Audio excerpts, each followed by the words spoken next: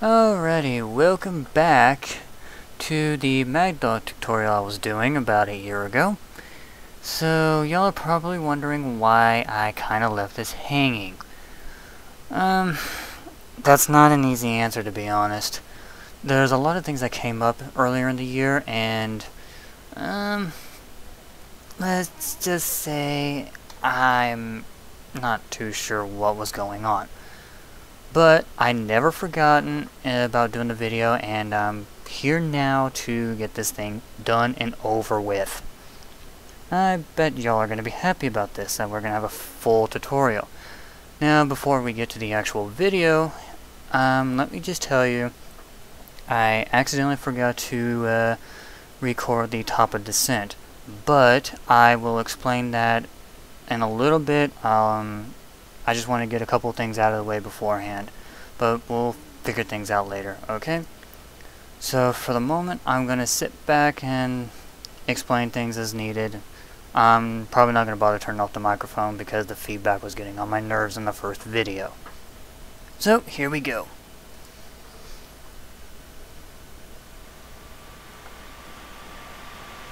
Now, if you remember you're descending, you'll need to make sure your landing lights are on.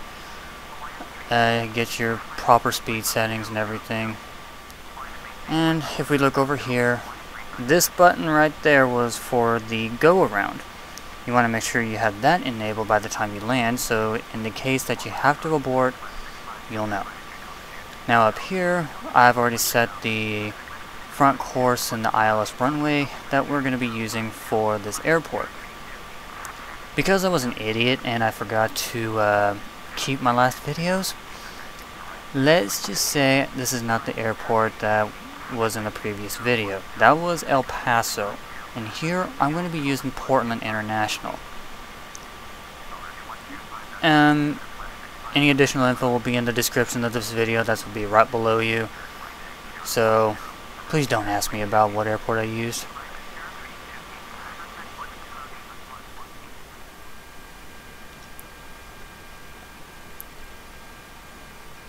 Now, if it's not apparent, I decided to deviate from the original course so that way I can get my plane ready for landing. So, I decided to take it into my own hands to use the Autopilot's heading function to kinda help me get situated a lot better. Now, during landing, we'll get to that later. And here, if you want to get to this page, I'll show you here in a minute.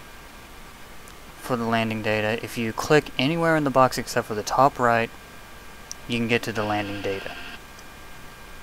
That's mainly for your VREFs for landing, which are pretty handy to have actually. So in my case, it would be 131 knots. Now a little bit later when I get to landing, my autopilot's going to be off, and you can ignore that landing gear. I usually ignore it anyway. But back on track, I leave the autopilot off because I have weird issues with using the auto land function. If any of y'all have a better luck, go for it. I've set it up mostly so that way y'all can use it and you'll know how to get it. But I actually land a lot better without the autopilot compared to with it. I'm not sure why.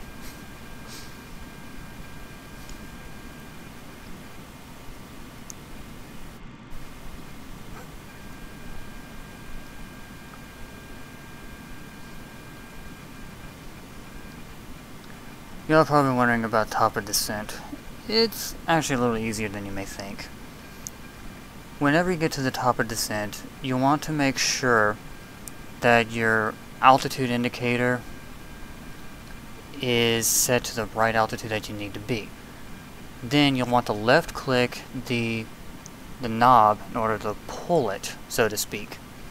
This will set it in the or not the MFD, but your autopilot display in the event that you need a little quick reference. After you set the altitude, you'll need to modify the vertical reference in order to get the plane descending. I usually do it manually, but if you're lucky to get it to autopilot, be my guest.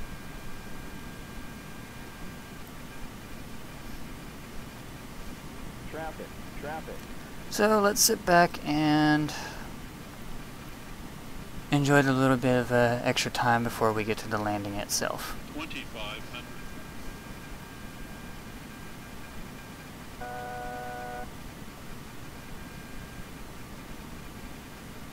If you notice, I hit the wrong button first. What I hit was the ILS localizer, or not the localizer, but the glide slope. That one is when you want to use an auto land. The one right above it was for the VOR localizer. That'll get you set on when you're getting lined up for the runway. It helps tremendously when you're far out. You'll want to use the bottom one a little bit later when you get into the outer marker, which you'll hear the alarms for. What I pulled up was for the auto spoiler for when you actually land. In order to do that, you need to hold the shift and push forwards /. Once you do that, it'll arm the spoilers ready for when you actually hit the landing. As you hear, that alarm was for the ILS outer marker. Flaps 40. You'll hear a middle marker and an inner marker later on. The tones get a little higher in pitch to let you know as to which one you hit.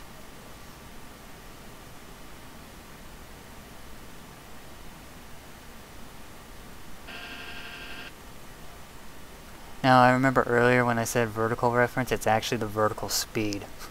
Let me get that out of the way. If it wasn't apparent, I'm not up to par with my vocabulary right now, because quite frankly, I took about an 8-month hiatus from flight sim. So, technically speaking, this is actually my 3rd flight, but I do retain all my knowledge. This is my 2nd flight in my return to flight sim with the Maddog MD80. My first one was a little while ago.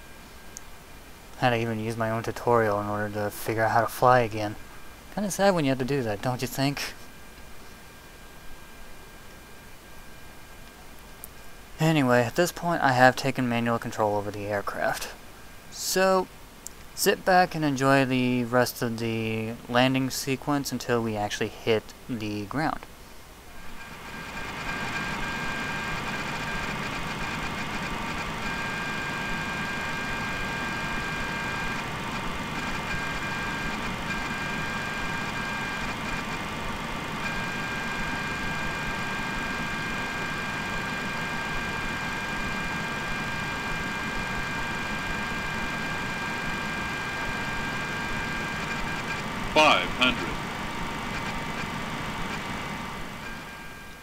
If you're wondering how I'm staying relatively aligned with the runway, if you look over in the MFD, or the top one, you can see there's a glide slope in the ILS, or not the ILS, but the VOR localizer. Those points in the MFD tell you where you are in relative to the frequency that you're on. It helps tremendously when you're trying to line up.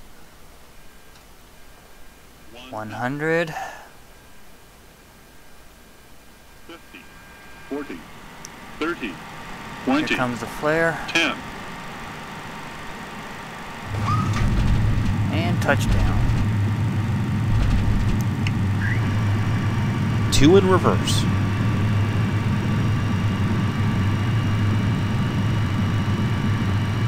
Continental 1622, runway heading 345, stand by 1500. Smooth landing, don't you agree? Runway heading 345, descend and maintain 60 knots. 5500. Continental 1622. Reverse lights out. And there you have it. That's how you can manually land an MD80 from the Maddog website. This is a really advanced aircraft, and I do love it a lot. I'm currently using the American Airlines Black Nose livery, which you can find on AvSim if you know how to search it correctly. And no, I am not going to link to it directly.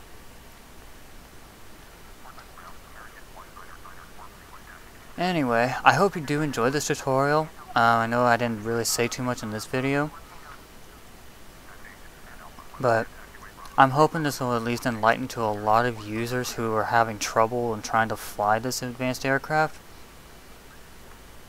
And let's just support our developers here and give them a round of applause for an advanced aircraft such as this. Anyway, I don't have much else to say, so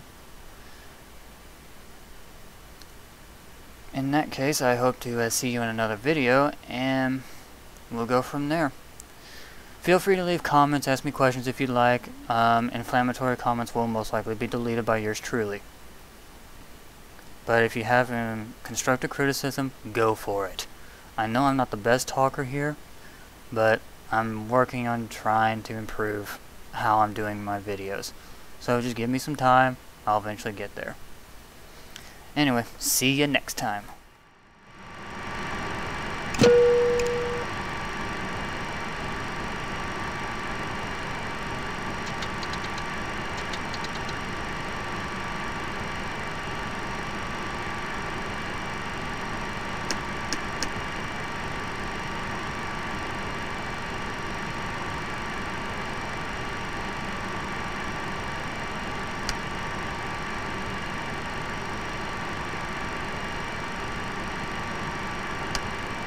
Portland Cloud, Rise Air 627 with information slow, left taxi IFR. Rise Air 627, taxi holding point for runway 28 left, between taxiway Tango Bravo Bravo 8, contact tower on 123.1775 when ready. Taxiing full short runway 28 left, near taxiway Tango Bravo Bravo 8, Rise Air 627.